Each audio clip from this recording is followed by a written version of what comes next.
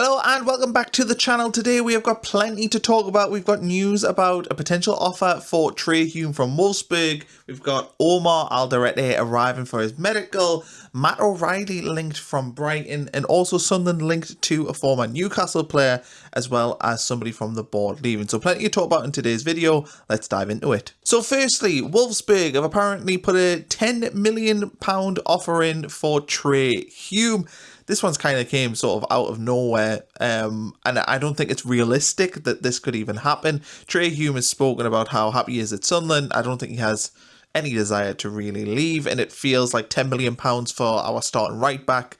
Now we're a Premier League club, and we don't really have another option there. I know we do have Niall Huggins, but you're not going to rely on him for the Premier League. This feels very, very unlikely that Sunderland would sanction such a move. It'd be so difficult to replace a player like Trey Hume.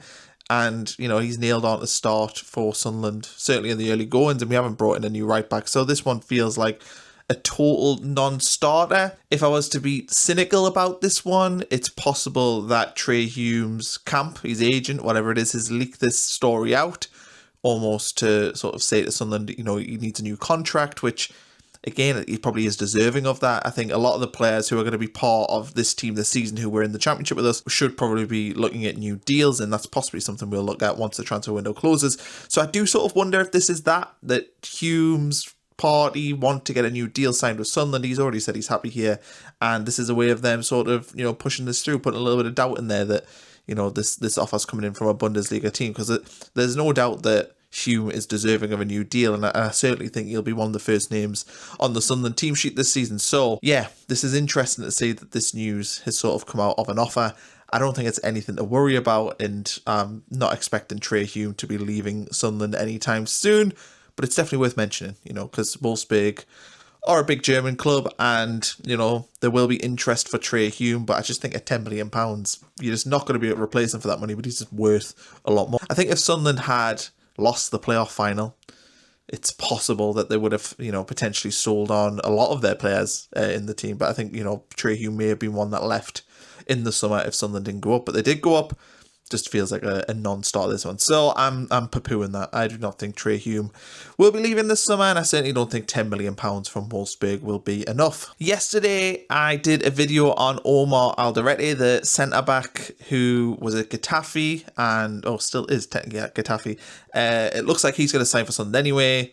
I also mentioned in the video yesterday, which I kind of want to clarify, I was talking about his passing stats, and I did have in my notes yesterday, but didn't say about his long passing, and he has excellent long passing stats. And it also must be said that Getafe were such a defensive team that it's no surprise his short passing stats weren't at a high level. So I just kind of wanted to mention that, because I think I maybe suggested, well, I mean, I did effectively suggest that his passing wasn't particularly good, and I've been corrected by that in the comments. And also, I just want to add that I did kind of have that in my notes. I just forgot to mention it yesterday. So anyway, that looks like that deal is a goer. He has arrived. There's pictures of him arriving in the northeast, so it looks like that's a goer there. Whether or not he'll be in for the start of the season and playing next weekend, I would hope so, but he hasn't played, I don't think, in pre-season yet, and apparently he's been carrying an injury. Now, whether or not that's, you know, maybe shenanigans involving a transfer and that he hasn't played because he didn't want to risk an injury, maybe that's being the case. But yeah, I don't know if this guy will be starting for Sunderland, but I would hope that he would be, because it would be a massive plus to have a top-level centre-back going in alongside Dan Ballard and really completing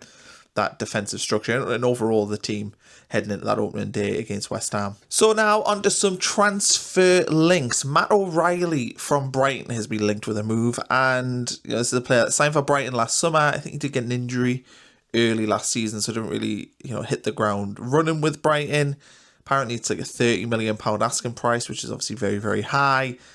I don't feel like Sunderland need a player like Matt O'Reilly. I feel like we've maybe been thrown in on this one, as we often are, just as Sunderland's a team that is spending money. So if we want to link Matt O'Reilly with a move away, we'll just include them in the article. I just don't think Sunderland need a player like him, and I think that for £30 million, they definitely don't need a player like him. There is other areas of the squad that need work. Now, admittedly, with a new centre-back coming in, I now think Sunderland can probably head into the new season and maybe just sign one more centre-back and another forward player. That's probably all they really need. So yeah, £30 million here feels very unlikely. I don't think Sunderland would be doing that one, but maybe there is movement going on. Maybe a Dan Neil, you know, that is potentially moving on, or somebody else within that midfield. I don't know, but it just doesn't feel like a move Sunderland would be making. So my view on this one, very, very unlikely. I just think that we've been thrown in as a link on Matt O'Reilly. And a recent Newcastle player has been linked, Lloyd Kelly. And this one, again, just doesn't smell right to me.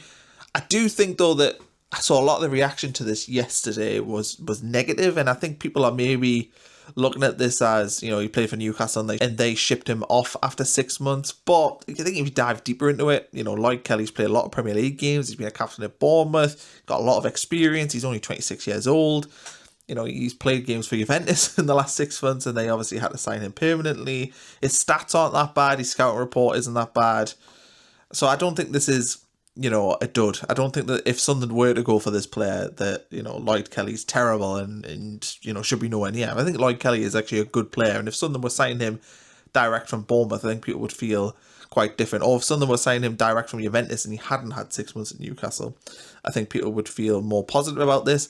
I would say that 15 to 20 million pounds feels pretty expensive. I know Juventus had to pay similar to bring him in, but they clearly don't see him as part of their plan, so I don't know why you'd give Juventus that money back. So overall, Lloyd Kelly, again, I don't think this is much of a go. It feels strange to me. We've already brought in a left-sided centre-back, so to bring in another one would feel weird. So Lloyd Kelly, I'm going to give that one an X as well. I do not think Sunderland are interested in Lloyd Kelly. And I suppose to finish this one off, we've got some news at board level. David Jones is leaving the Sunderland board. So he was a non-executive director, and he came into Sunderland when I worked for Sunderland.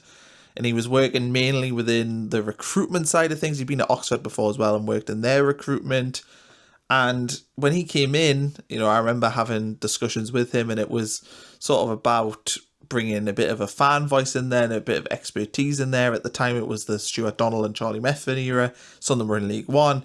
You can see how far we've come with Dave Jones at the club, and I'm not saying he necessarily deserves bundles of credit for it, but he definitely deserves credit for the work that he's done. I think Sunderland have really benefited from him being involved at the club. My presumption is that he is leaving because he's still at Sky Sports, and he maybe sees it as a conflict of interest.